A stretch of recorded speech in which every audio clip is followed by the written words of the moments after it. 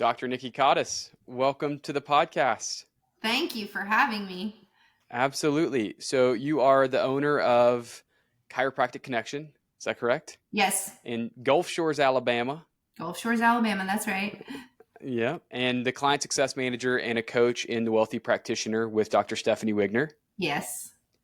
And I just learned that you have 3 docs total in your office, a few associates. You just gave a really awesome presentation, which I'm sorry for anybody that missed out on that, on systems and building scale ready systems, which was just phenomenal. The presentation that you gave.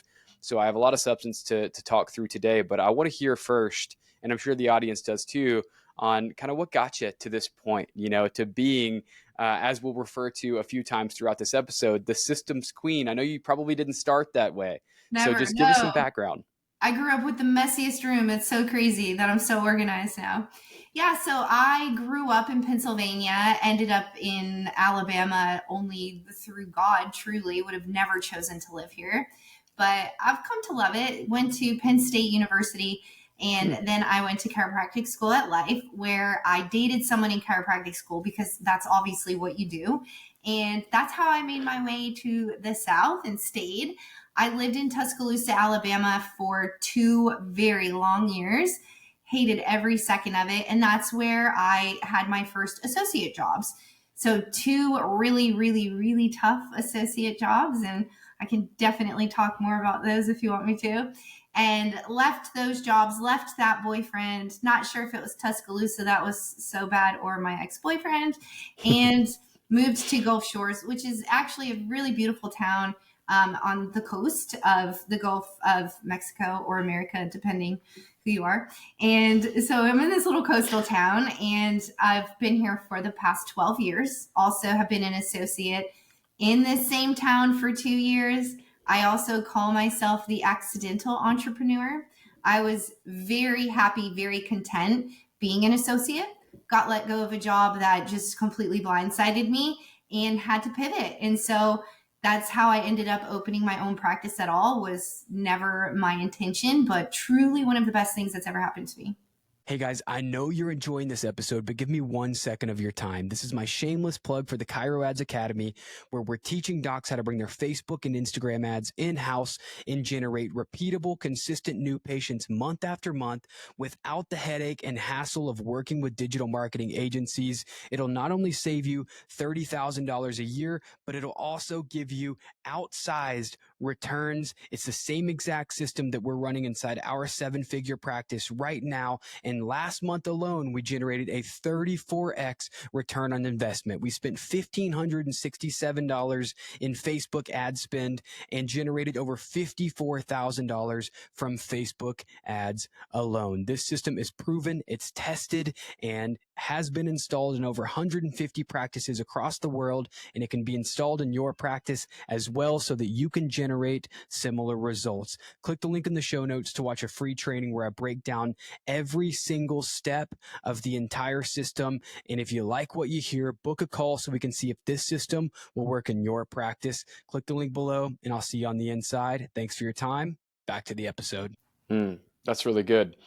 Yeah, I mean, I'm glad that you said that you had a few associate positions that were not great, and then you had one that you really enjoyed, that you thought you were going to be an associate there forever, because I think that does kind of showcase or demonstrate the contrast between associate opportunities. I know a lot of people, especially in the entrepreneurial space, which both of us are in, a lot of people talk about being an associate in kind of a condescending way, but because we're in the entrepreneurial space, we're more risk tolerant people and typically visionaries, and that's just our jam. But I know a lot of associates that are extremely content and live incredible lives as associate chiropractors, and that's all they want to do, is grow the mission and fight for it. So that was really cool to start off that way. But let's talk about the practice that you built. So you kind of got blindsided and pushed over the edge into entrepreneurship, which may have been a great thing. If you wouldn't have had the courage to do that on your own, the fact that you were kind of nudged in that direction is now what led you here. So tell me about how you opened your practice and how you built your practice over the next few years. So when I was leaving my associate job, I was 4 months away from getting married to someone Mm. who lives here, has a job in Gulf Shores. So leaving wasn't really an option. And I just said, I'll just look for another job in a different town. And he looked at me and said, Nikki, are you crazy? Why would you just not open your own practice? And I was like, I just don't think that's what I want to do. So my husband, Jonathan, was very, very, very supportive. And he said, all we need to do is find a space and make it pretty, and we'll get you started. So I called every single table manufacturer in not just America, also in Canada. Do you have any tables that are available to ship like tomorrow? And Elite Manufacturers in Canada was like, we have a blue table with all the drop pieces, the pregnancy parts, and we could ship it tomorrow. I was like, wow. So everything started falling into place. I had absolutely no budget. I opened my practice on $9,000 that I had in savings, and I made it work. I looked on Craigslist, yes, Craigslist when that was still cool, for an x-ray machine, and I emailed anyone that had anything available within like a 10-hour drive.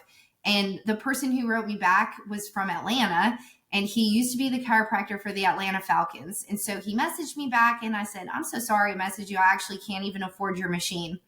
And this man who I had never met said, I want to help a new chiropractor. What can you afford? And so I told him what my budget was. This guy gave me this x-ray machine, but he not only gave me that when I went to his house, number one, it was incredible. He gave me a pep talk about how this is the greatest profession in the world, and that being surrounded by professional athletes, they have access to every best doctor, every orthopedic, every neurologist, and that they're all their favorite doctors was him. And so it was just this like super inspiring moment of, God, this guy gave me basically an x-ray machine, and he also gave me the pep talk that I really needed. And that machine just broke in November of last year. And I got to recall that of just like, wow, look where I started, where I really couldn't even afford an x-ray machine. And look at me now, buying something brand new and really moving up. But yeah, opening my practice almost felt, I hate to say easy, but I was really good at it. And that was what I didn't expect. I opened my office. I got really busy really fast. I grew in volume. And then about 4 years into practice, my volume was steady and my revenue was completely stagnant. And so I knew that there had to be a different way and a better way. And so then about a year after that, I did have my daughter, Hazel, and she's 6 now. And that was really the turning point for me. And I know that sounds so cliche, like once you become a mom, but it's true, because you get to this point where you start to miss everything that's happening in your life. And you're like, what am I doing it all for? So that's when I made the literal switch of treating my chiropractic practice like a hobby and treating it like a business, and knowing that I had the true potential to make a lot of money while still helping a lot of people and staying true to my values of being a great chiropractor without sacrificing my health and my spirit of spending time with my family. Mm. That's so good. I'm so intrigued now. First off, that was a great cliffhanger, because now I want to know what changed, right? Like, I know you can make that like mental switch of like, now your chiropractic practice in chiropractic, the practice of chiropractic being the hobby, and then running it like a business, which I love, because I'm sure you love being a chiropractor, but that's not always the road to success as a chiropractor, especially a chiropractic business owner. You know, I know so many incredible chiropractors and incredible adjusters that have really slow, suffocating practices. And I know chiropractors who only treat their practice like a business, that have a thriving chiropractic practice. So again, there's such a stark contrast there. So I want to know what changed tactically, if you want to kind of get into it, from your perspective, when you made that mental switch after having Hazel. Tactically, I had an injury, and working really hard, using that like foot pedal on the table, kicking it multiple times a day, pushing it down, I developed micro tears in my Achilles. And so when that happened, I went to see an orthopedist and he told me I needed surgery. And being the good chiropractor that I am, I didn't take any of their medical advice and said, I'm not doing that, because I said, how long will I be out of work? Of course, that's all I cared about. And they said 6 weeks. And I said, well, that's just not an option.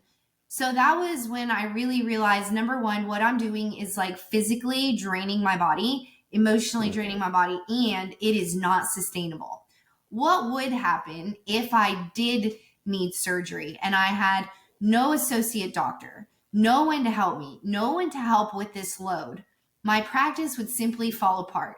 My practice was 100% dependent on me being there as the person. And I just knew that it wasn't sustainable long term. So I turned 40 this year.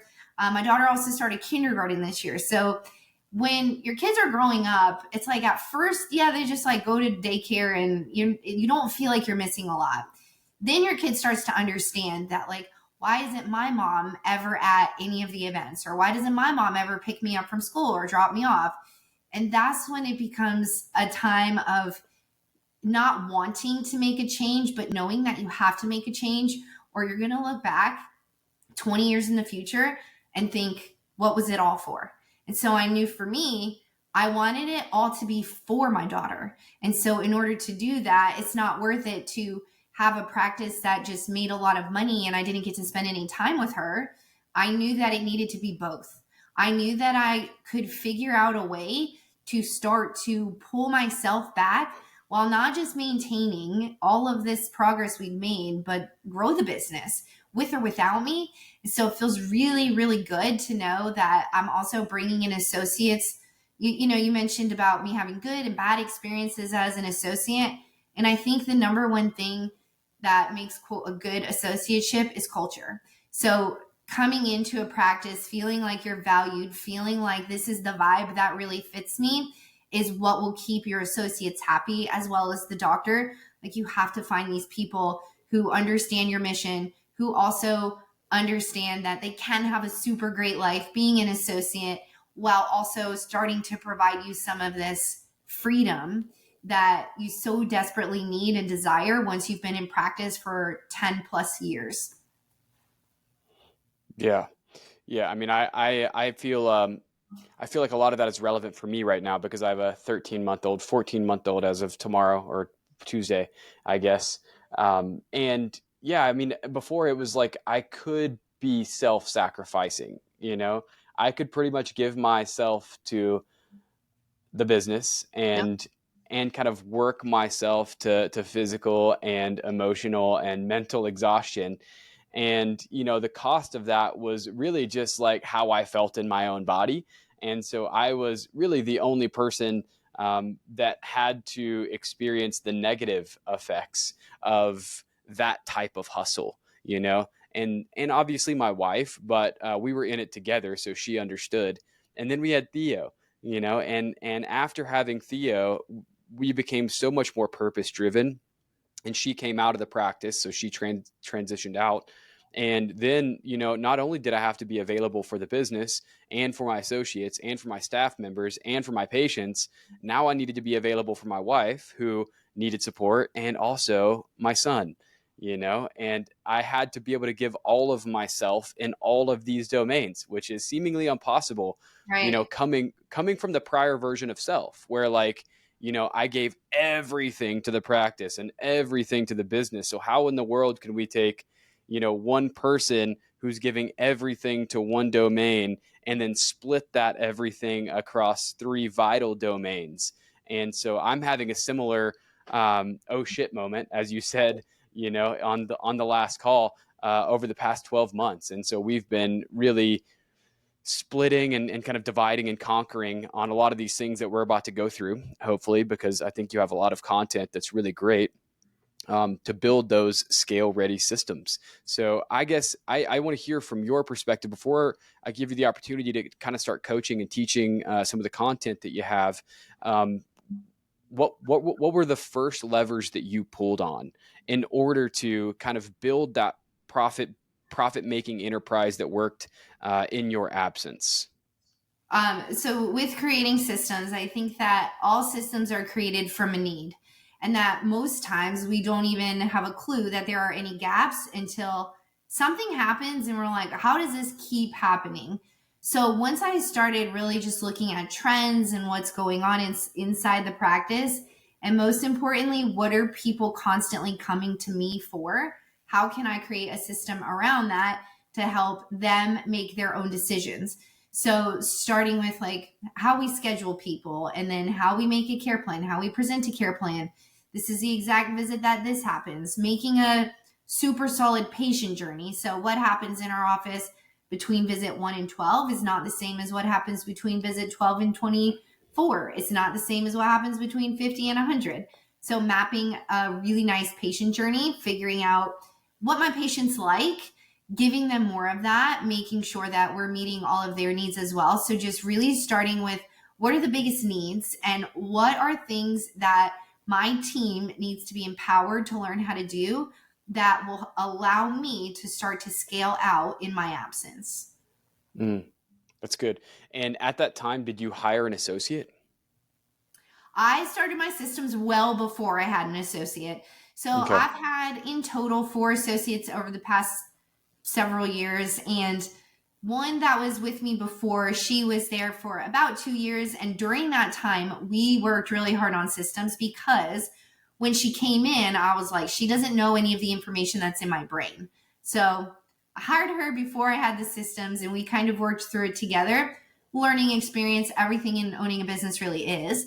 Then when I brought on my next associate, I felt like we have a really strong game plan, and I had everything recorded and everything in like a really nice document. And I had timelines of between 0 and 30 days. These are the expectations, and 30 to 60 days.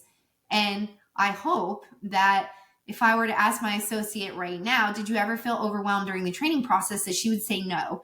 And it's because we got really strategic of what the expectations are, but also breaking things down into super tangible, like, okay, I'm working on this for week 1, and then I have to master that, and then I move on to the next thing. So no, I did not have everything in place before I hired, but I also think you bring up a good point. And that if you're listening to this and you're like, well, I don't have any systems. Well, it doesn't matter. You just have to pick one thing and start with it, and then just extrapolate from there. So the longer that we're in business, the more these things should be tuned in. If you're just starting out, think about like the top 10 things that you're doing that you want anybody else on your team to start to do. And I actually had a meeting with my associate yesterday, and I said, these are 4 things on my plate that I need to move to your plate. And so she said, okay, great. And we made a new time for additional training. And so I also have everything already recorded in an SOP. So she'll watch those beforehand. We'll meet. I'll say, do you have any questions? And so within 2 weeks, all of those things will be off of my plate again. So that's how we've been able to create that. It also makes me feel very comfortable that when I pull out another shift from my office, that it will be just as seamless as when I started pulling out the first time. Yeah. No, that's really good. I think, I get to talk to a lot of young chiropractors because I am a young chiropractor, and so I get to hear a lot uh, whenever people are sharing their current experience in practice, whether that be bottlenecks or constraints or just challenges that they're currently going through, because we all go through them. And I think that when you have an opportunity to talk to somebody who understands, you finally get to uncork it a little bit, because nobody else really cares. And so people get to share with me that all the time, and they'll just kind of go on these tangents about like not having systems or not having processes or not having scripts or not having whatever. And I'm like, well, that's not true. You just don't have them documented. Yes. All of the things you do. Yeah. You're if you just tracked what you did every day for 14 days, you would realize that you're very systematized. It's Yes. just all in your brain. It That's just doesn't live in a exactly right. document. Yes, you have to start just writing things down, putting them into motion, because that's the thing too. We all have this, just like you said, we do it every day, but then we get frustrated when our team doesn't know what to do. But it's like we've never Mm. actually shown them or told them what to do. We're just like, I thought you could be in my head and understand that. Haven't you seen me doing this for the past 2 weeks? Like, why don't you understand? So yes, getting that information written down, recorded, especially so that you never have to repeat it again, is super, super helpful. That's good. I mean, you're speaking to me right now, because we're in like this growth phase where, our staff just increased and we kind of multiplied, growth multiplied. And so there's a lot of things that myself and Dr. Mike talk about that we do unconsciously. So we have unconscious competence in a lot of different domains of the business. And now it's time for us to actually get that out of our brains.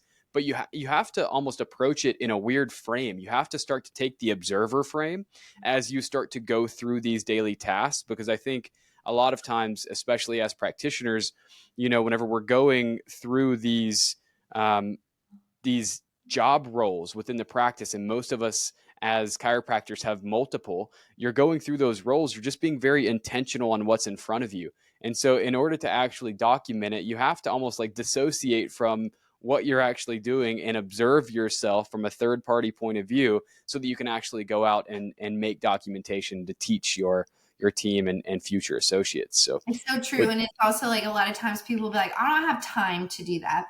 So if you ever feel like, I don't have time to sit down and create it, first you should do a time audit to see where all of your time is actually going.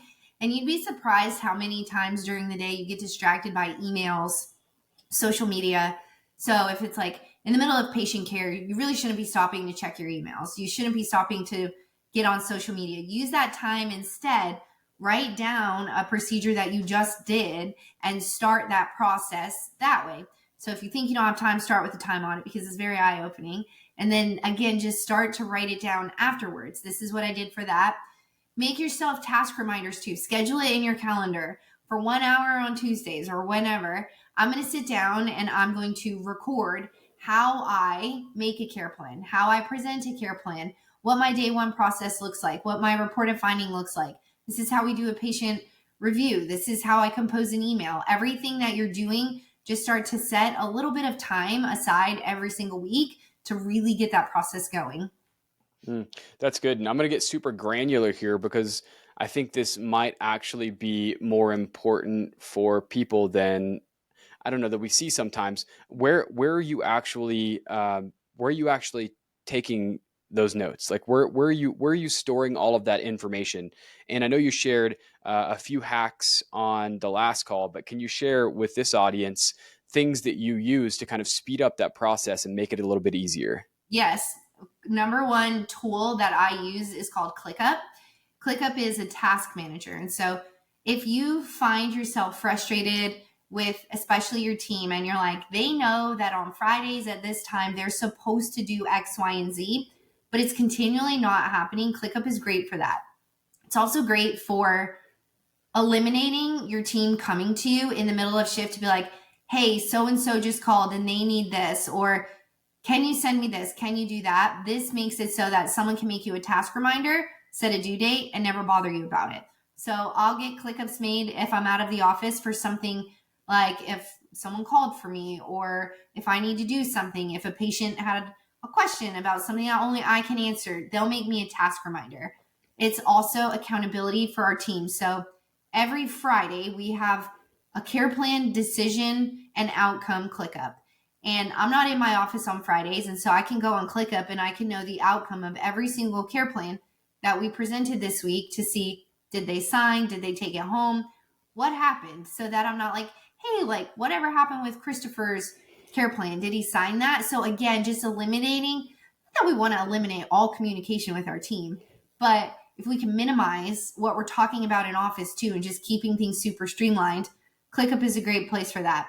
It's also great for new tasks. So, hey, we need to make sure we're tracking all of the leads, make a ClickUp that they have to close after shift. And so if it's a new habit that we're trying to also instill in them, this is like, it's not passive aggressive, but it's a little bit of a way to just get them on board with doing these tasks that need to be done. So I love ClickUp, huge ClickUp girl. And we also use Loom. We use Loom for nearly everything in life. We use it for our practice. We use it for training. Everything that we're doing, we're just recording a video. And so once we record the video, it gets organized. I also have a VA who helps me organize my SOPs and my Loom library. And what she'll do is she'll just take it and put them all into folders. So she organizes my Google Drive too. But we also use Google Drive for any patient documents or like making care plans, procedures for things, etc. And then we use Scribe How to upload all of the Loom videos for training into this really nice, it uses AI to create a written document. So once you record the video, you upload it, and then AI does the rest. That's probably one of the coolest things that we've implemented within the past 6 months, because again, once it's recorded, it just needs to be uploaded. And now you have written and visual, because we all know too, some people are visual learners. Some people are like, I can watch a video and learn. Some people are like, I have to do it. So it really hits all the different aspects of how people learn best, and having everything available to those types of people. That's so good. I think that's going to be so helpful, because I think a lot of times you could hear, high level people, high performing people just talk about what you need to do. And then you're left thinking, well, how do I do that? Well, that is how you do it. She just gave you what you need to do and then how you actually do it. So you can implement, and ClickUp is kind of similar to Notion. So there's a few different project management solutions, I'm sure. And if you already have one, then just see if you can implement it in the way that Dr. Nikki just mentioned. Otherwise, I'm going to start to use Scribe How for sure. I'm going to go check that out as soon as we're off this episode. You can also, And do you use Notion?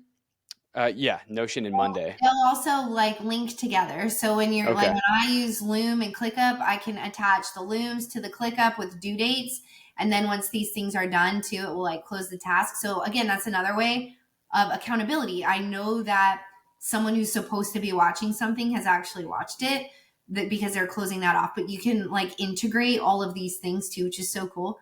We're in such a great time of like AI just helping us with all these little things and making it so much easier, for sure. That's right. It allows you to scale. All Yes. right. So you just went through some really cool things inside of the Chiroads Academy, and you talked about the 5 growth codes. Do you mind if we kind of unpack a little bit of that on this call? Sure. Okay. So you started with scale ready systems, and you said build once and grow infinitely, which I really liked. And I liked also how you said that not everything in your practice can handle growth. And so I'd love to kind of first start by you just outlining and defining what you define scale ready systems as, and then let's talk about like where most of the bottlenecks are in people's practice, because I think if you can identify a bottleneck in somebody's practice, that gets them a little bit closer to being able to find a solution, you know? Yes.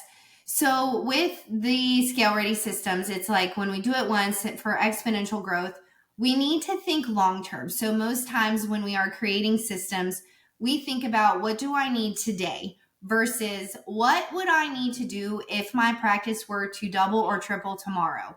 What are the very first things that would break? And so the first time I sat down and reflected on that years ago, what would break was me. And so I knew again that like the pace wasn't sustainable. I couldn't physically adjust twice the volume that I was doing. Then you start to think about what would happen to my team, what would fall through the cracks.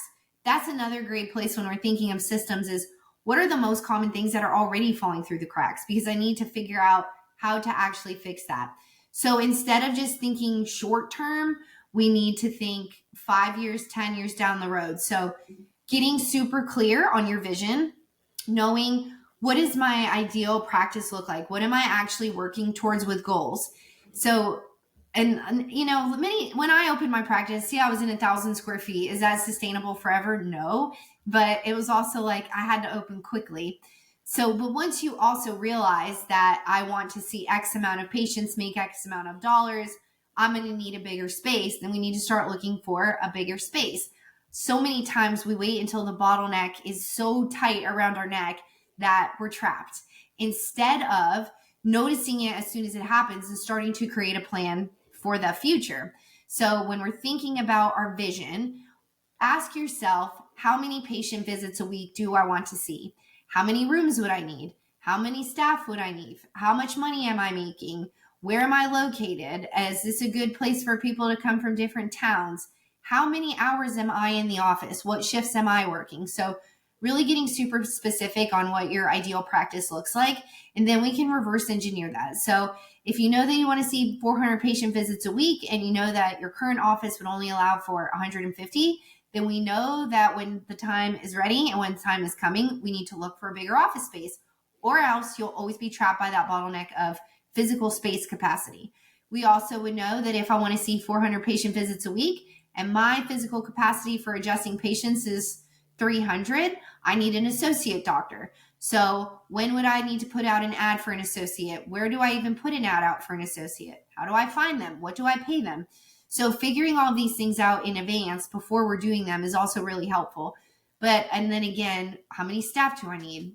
Are there things I can do that I can automate that I wouldn't need a staff? So again, just thinking long-term versus in the moment will be very helpful for creating sustainable systems. And that's what we want. We don't want to make systems today that are working for our 100 patient visits a week, and then in 6 months, we need to redo everything and start from scratch. Yeah, that's really good. So kind of building the systems with the end goal in mind. Yes. And I liked how you actually framed it as like infrastructure. You're kind of building infrastructure ahead of need. So kind of anticipating growth. And I think especially when it comes back to the wealthy practitioner and the way that you guys talk about the abundance mindset and quantum leaps, creating that infrastructure ahead of need is actually calling in the growth that you desire, which 100%. yeah, Yes. that's huge unlock there, huge takeaway. So you talked about a few of the breaking points, and you said where most practices snap, and you kind of talked about front desk overwhelm and documentation backlog and provider burnout, and then you talk about quality. So you can kind of break those down for me just a little bit. Sure. So with front desk overwhelm, you would really want to think, what would quote break in my systems if we saw 3 times the volume? So would it be the check-in process, the checkout process? How are we collecting payments? So just having everyone's card on file who comes into your office, whether on a care plan or pay per visit, that's something that makes your front desk so much more capable of seeing a higher volume. If she's not having to stop someone every time they're coming in, have them get their credit card. Like, we don't want to do that for multiple reasons, but that's one way. The second way is pre-scheduling all of our patients. So me and my associate, we're really good at this and just getting them to schedule with us, the doctor, versus even handing them off to the front desk. But the more you can have your patients pre-scheduled, so top 3 things, having them on any sort of monthly recurring revenue, having their card on file, and having them pre-scheduled would allow my front desk right now by herself to see 3 times the amount of volume. How? Because she's not scheduling, she's not checking in and out, and she ain't running payments every time someone leaves. So we're running payments 4 times a month. She's got to run the occasional pay per visits, and everything else is happening automated. So those 4 times a month when care plans run, payments are posted. We don't have to do anything for that. So we have a very sustainable system for front desk.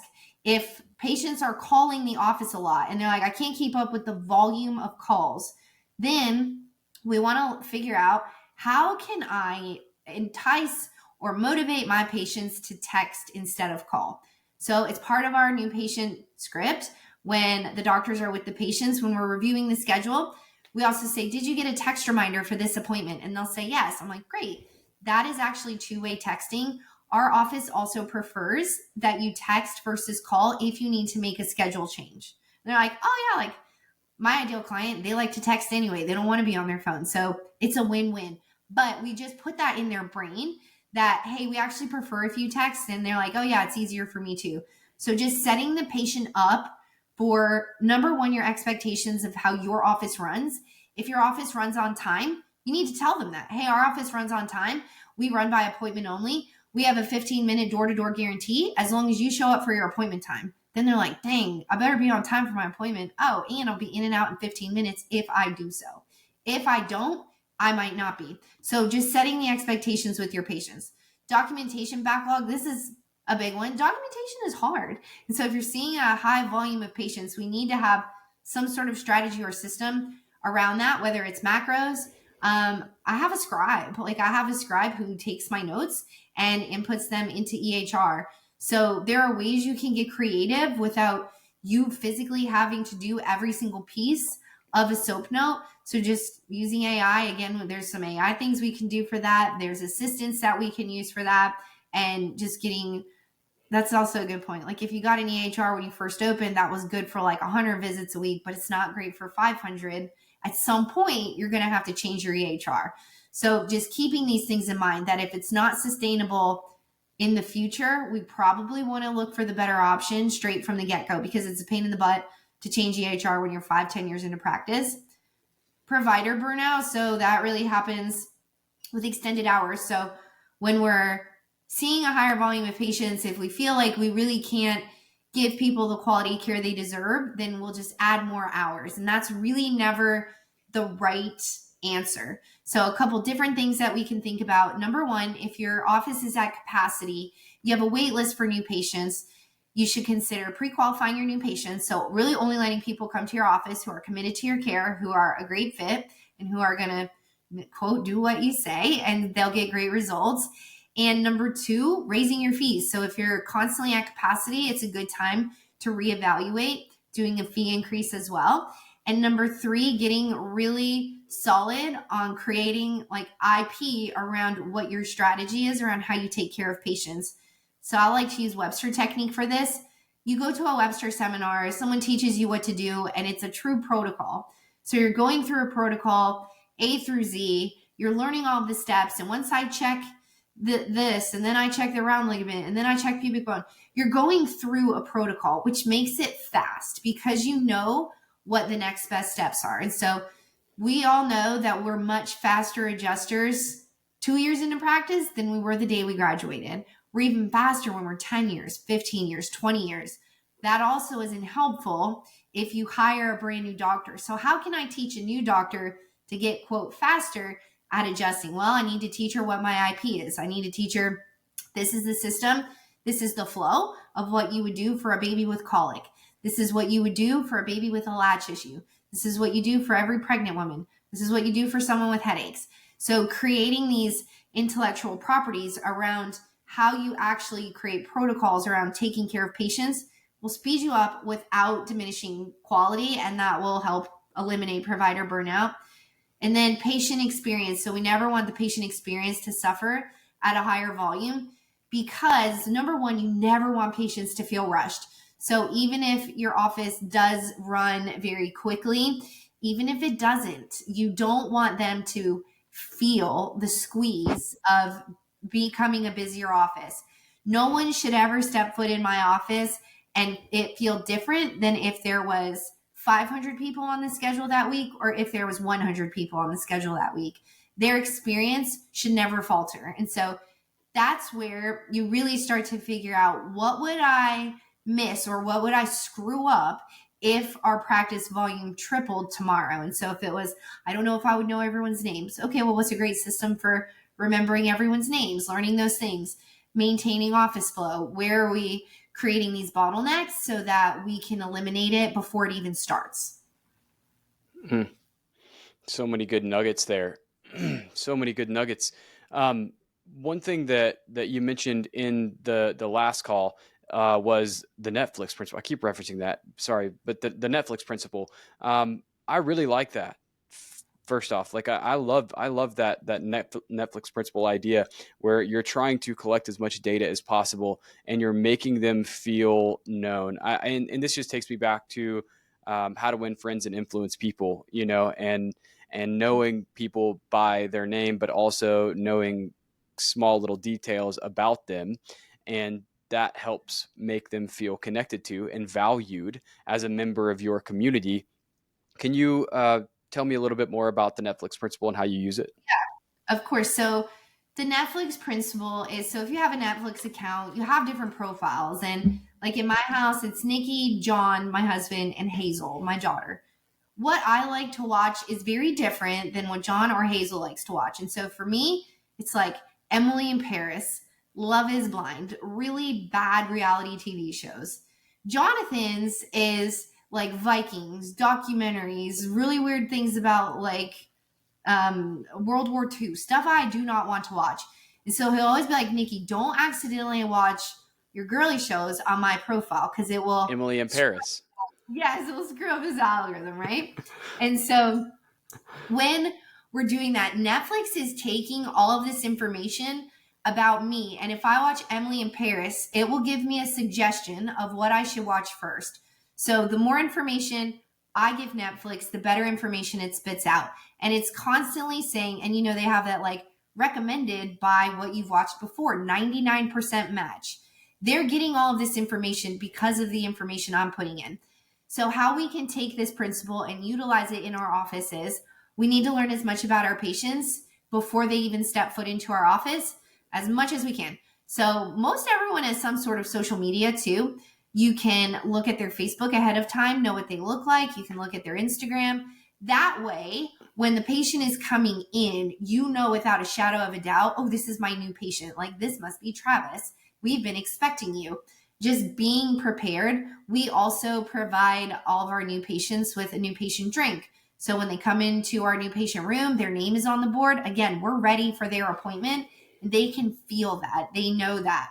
So having their name on the board, having their favorite drink, how we get the information for their favorite drink, it's simply part of our new patient script. At the end of the phone call, we'll say, we have 2 more questions for you. And one of them is super random, but what is your favorite thing to drink? And they'll tell us their drink, and then we'll say, oh, okay, great. And then the last one is, do you know where our office is located? Just to get the call back on track. And so when they arrive, we have their favorite drink in a cup. And it costs like most times free, because the majority of people say water. But even if it's something else, coffee, latte, whatever it is, well, we do have a latte maker too, just for that reason. But like, we can provide that. So just providing what they want, what they like, and also going above and beyond, because they've never gone anywhere else that if they said they wanted a latte, that someone would actually give it to them. So again, making the experience better. And then we also survey our patients. So anytime you guys are going to make a change in practice, you shouldn't do it based on emotion or what you want alone. You should survey your patients. So think about your top 10 most favorite, most ideal clients and invite them to a dinner. Ask them that you want their feedback. Doctor doesn't go because you want it to be very, very honest. And so you have someone go on your behalf and you're surveying them. Do you like the hours? Do you like the smell of the office? Do you like open adjusting? All of these things that you want to know. What would make you refer to us more? What could we do better? So surveying your patients is a huge way to increase and use this Netflix principle. On visit 6, we'll send a survey out to our patients. It's like a quick check-in that's half, how are we doing, and half, how can you start to help us? So gathering information, again, do you like our office hours? Are you happy with your care so far? Are the results what you thought they would be, etc.? Do you own a business or know somewhere that one of our doctors can be a presenter at? So I asked like 4 questions about them, and then I'm also going to ask them if they would like us to do anything for them, which inadvertently also helps build our business. So what will really set you guys apart as chiropractors in towns with as many other chiropractors as there is truly the experience that you provide. And so if you look at your Google reviews, look at your top 3 most common words and take that and 10x it. So for us, it was friendly team, knows my name, goes above and beyond. So we're like, how can we take these 3 words and make this what our true brand is?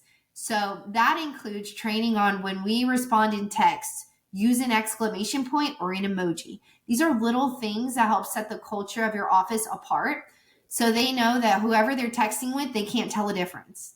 They don't know who it is. If they said that you always know their name, we say their name every time they come in. So just looking at your reviews, thinking of what are the top 3 words and how can I take those things and literally 10x it to help make our patient experience that much better. That was a great 6-minute segment there. That I have so much. So we just got back from the scaling workshop with the Hormozis. And one of the things that we took away, maybe the biggest thing that we took away, we were obviously there for like higher level strategy and finding the constraint of our business and then getting really tactical and granular on the action items and priorities that we can come back and execute on for the next 3 to 6 months. And we did that. But like, still, when somebody asked me, like, what's the biggest thing that you took away? The answer that I give is that every single one of their staff members knew our names, they knew our business, they knew our top line, they knew our bottom line, they knew the potential constraint that we had in our business, they knew where our business was located, they knew when the business was started. Like, they knew so much about us before we ever walked into that room.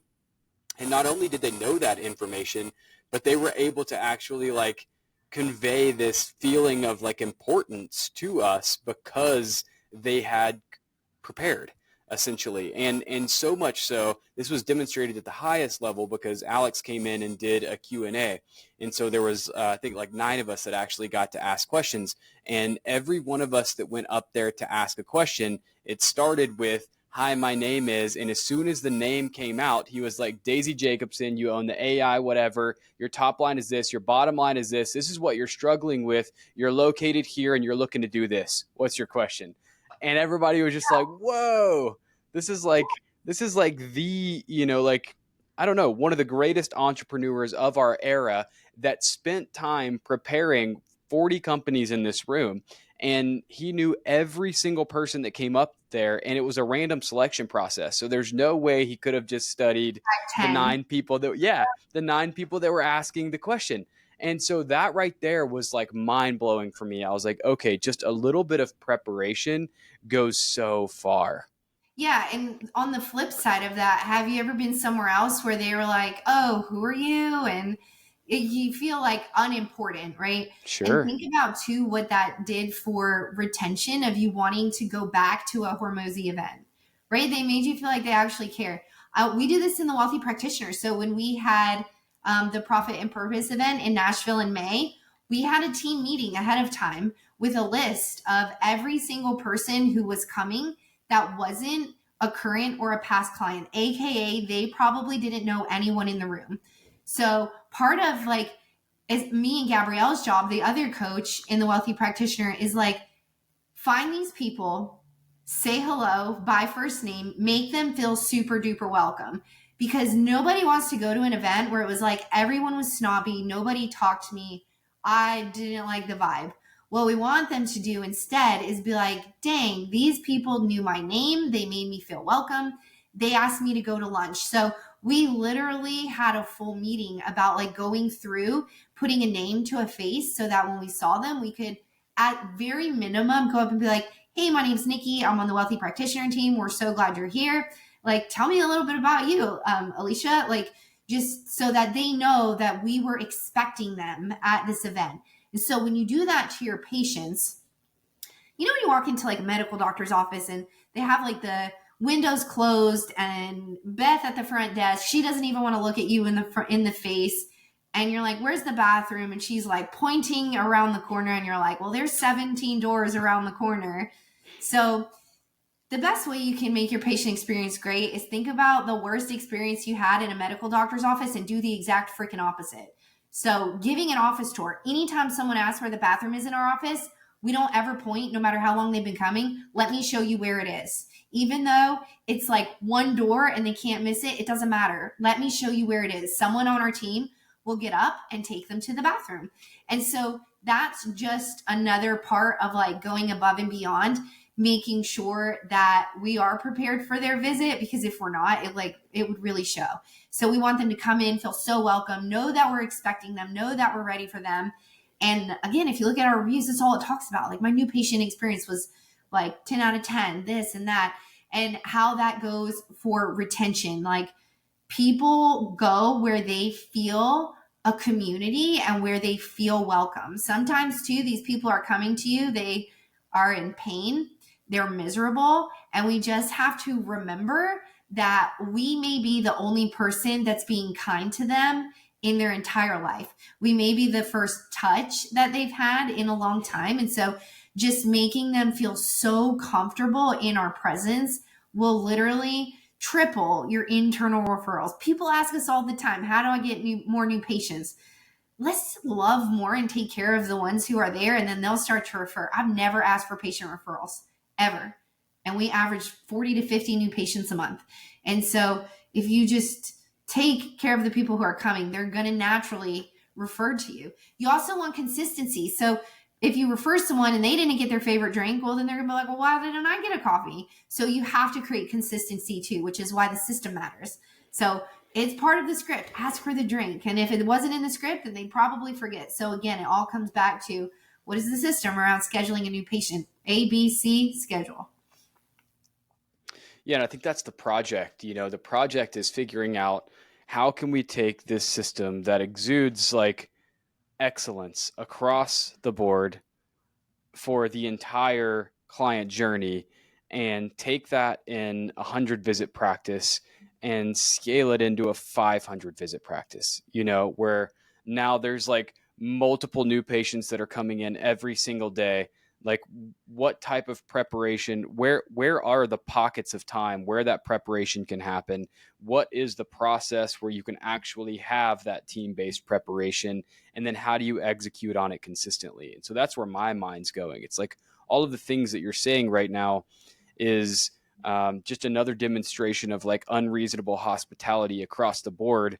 And how do you do that at scale? And I think that's where like the best businesses in the world have figured out how to do that, Yeah. and that's our job right now. It's even like with new patients, for example, we did have a bottleneck where it was like, why are we not registering these people for their scans and posture ahead of time? And they're like, well, we don't know their height and weight. I'm like, okay, so we added to the new patient paperwork, right? So asking your team for feedback too, like, what are you guys seeing? What's the issue with like, why are we not making this in advance? Why are we not, if you take insurance, why are you not verifying insurance in advance? Okay, well, we just need to ask for it in advance. So adding height and weight and putting like necessary for your thermal scans, they're going to give you their height and weight. And now we can pre-register all new patients before we even start shift. For the name board, getting all of the names pulled and ready, set into a certain spot, having the drinks ready, knowing what's like next, and then being able to turn over the room really quickly too. So having everything prepared is so helpful. Paperwork printed, folders ready, everything that we can do in advance needs to be done at least before shift, if not the day before. Okay, so let's talk through a few other things that I have here, which is the 3 tests of scalability.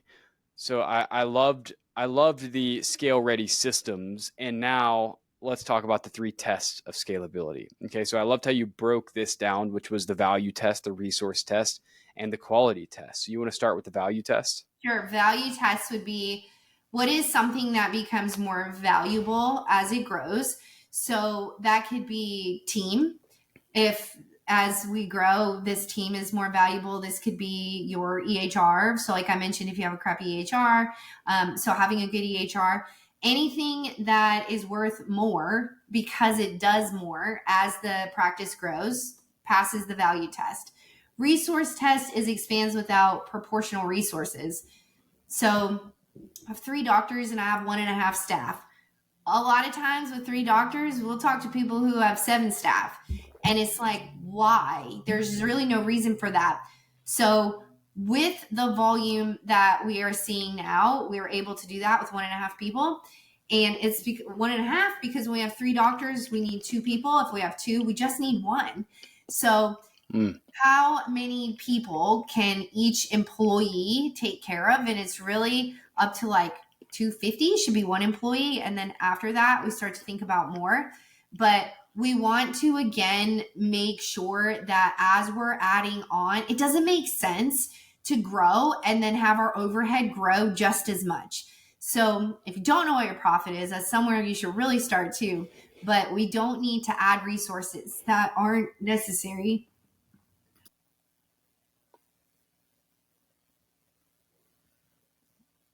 Great level of awareness.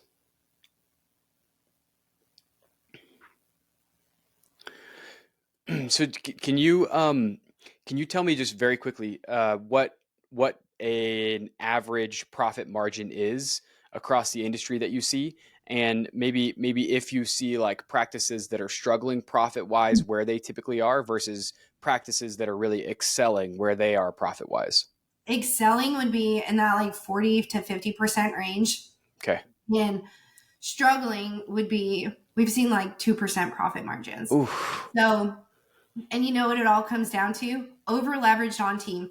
So whether it's how you pay your associates, if people have them on like a like a percentage base, that's a big no-no, and that will never help you pull yourself out of practice. But solid profit margins would be 40 to 50%. And then the people who are below that, it's always, always, always coming down to over leveraged on team, whether it's doctors, whether it's staff, etc. That's the number one thing that we see. Okay. Do you have a thought thread that you were following there before I interrupted? Quality tests. I never got to that. Sorry. Our quality tests for maintaining quality at scale. So I think that I did touch on this, but how things improve quality at scale. And for us, it's patient education. So we do have open style adjusting. And with the open adjusting, that's really where patients can hear and see other things that they might not have seen if they were in the office by themselves. So watching you adjust a baby, people are like, oh, I didn't know so many babies got adjusted. Or pregnant women, people are like, oh, I didn't know you could get adjusted if you're pregnant. My sister's pregnant. On the flip side of that, adjusting a knee or an ankle or a jaw, I didn't know you guys could adjust extremities. So being able to use that improvement of patient education while we're serving more patients as well. And when we were on the call before, someone said, well, I don't have open adjusting. How can I also use this for scale? So improving our quality would be, if you don't have an email list, starting an email list and starting to take the conversations that you're having with your patients behind closed doors and making those email series. So helping someone with their jaw. Hey, this is Bob, and this is how I helped him with his jaw. And then putting that into ChatGPT, making like a 3 to 5 email sequence and sending that to your patients so that they're like, oh, I also didn't know that. And let me forward that to my mom who's been struggling with TMJ for the past 5 years. So all of these things, that the more people we see, the more education opportunities we have, whether it's in person, social media, or through our email marketing as well. Yeah, I mean, I love that. I love that example that you gave, which was, people may ask, like, why would I need to send out education on things that I can help with to my existing patient list? And I think that's a great point. Like you hear just through casual conversation with people all the time what they're going through in their life, and typically, you've probably heard what physical ailments they're also being challenged by. And so if you can send something about migraine headaches, or if you could send something about sciatica, or whatever it is, like it could be nervous system dysregulation, it doesn't matter. And then that person can immediately have a hit. Oh, so-and-so just told me about their migraine headaches and, how debilitating they are. Forward them that email and then give them an option or an opportunity to then find their way into your new patient funnel. I loved what you said, which is like you're decreasing friction to transaction for somebody to become a new patient in your office. Yes. So there's several different ways of doing that, and going through your existing patient is first one of the most low cost ways that you can.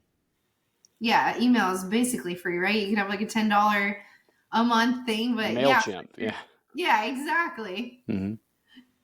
Yeah, that's awesome. So let's just let's finish this off, because we've been through this entire episode, and we've talked about growing the business, and we haven't even really talked about like revenue or financials. So I think asking that question about profit margins, really, like whenever I talk to chiropractors that are strained, it's really because they're strained in profit. Well, they're typically strained in two ways. They're either strapped for time or they're strapped for money. One of the two.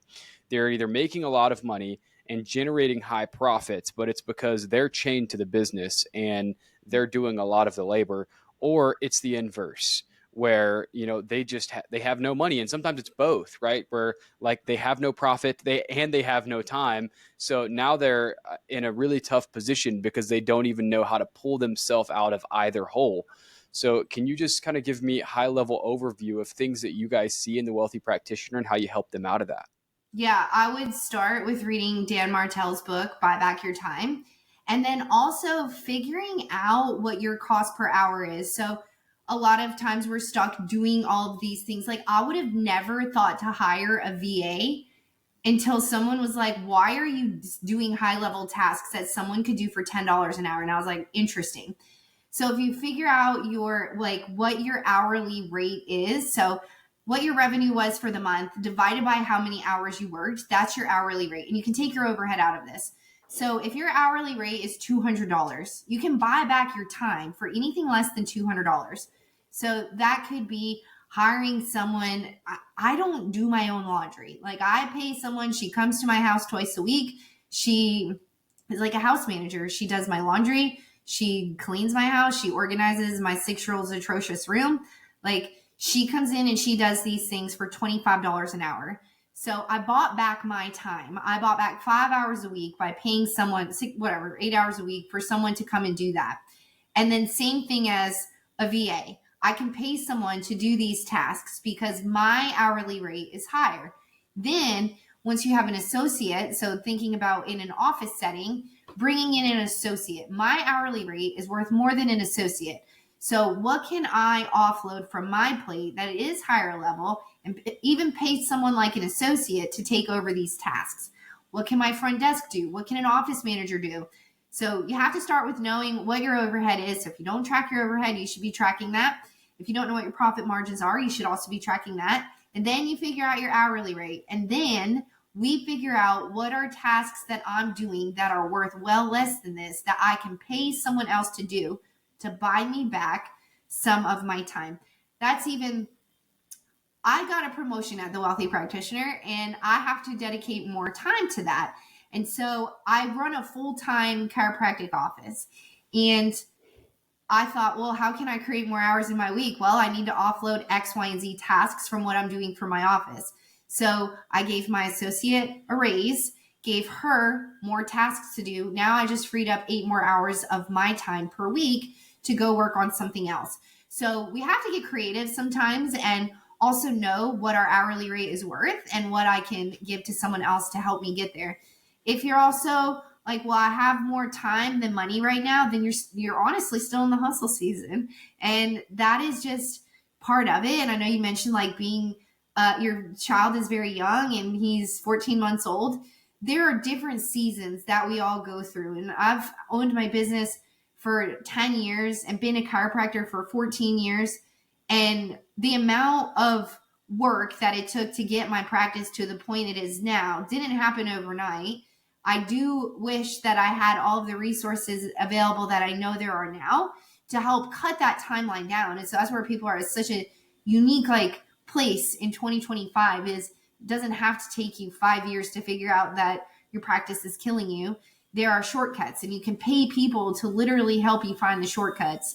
So just learning honestly from Stephanie how to start to buy back my time, how to start to pull out of practice has been invaluable to finding that quote balance of work, life, mom, all of the things, and how I can run a business, be a successful chiropractor, have 2 doctors, and work full time for a coaching company too, and have all the time in the world to make it happen.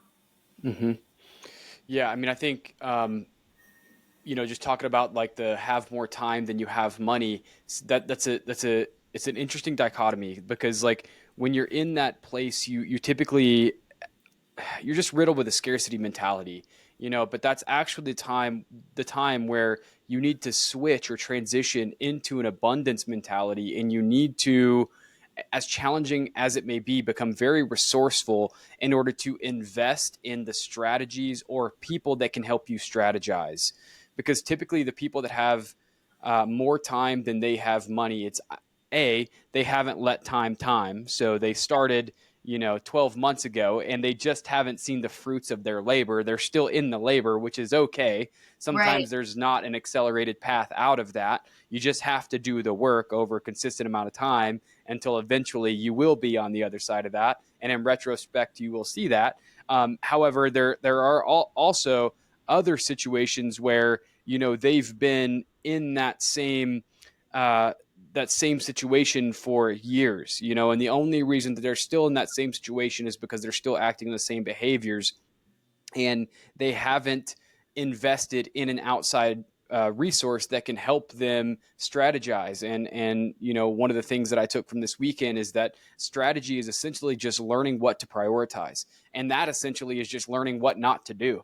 So true. a lot of times as entrepreneurs, we have all of these things that we have to do. But if we actually looked at the revenue drivers or what moved the needle forward that could actually give us more money for our time, we would see that there's probably three. And if we consolidated that down a little bit, we would probably see that there's one big one, or at least one big one that we should be attacking right now. And so if you don't have the skills to be able to zoom out from your practice and be able to identify any of those areas in your business that can help you pull a profit lever to give you an outsized return right now, there are people in this industry that are doing that at a really freaking high level, and you're a part of one of those groups. I mean, I just got like goosebumps whenever you said, if you don't know your profit margins. Like, I just can't imagine being in a place in practice and in business where you don't have enough of a grasp on your business to know if you're leaking resources. And if that's you right now, just know that that's okay. And there's a way out. Yes. Yeah. It's like, you need to start figuring it out. It's never too late to, what am I not doing? And then how do I fix that for sure? Mm-hmm. Yeah. Okay. Well, I think we're at a good stopping point here. This was awesome, Dr. Nikki. I got to sit back and just listen for the last hour, and I'm gonna go re-listen to this because I think you gave a lot of really good takeaways and things that we should be focusing on inside our practice from a client experience standpoint for sure. That was the biggest takeaway that I had from this episode because it was the most relevant to where I am right now.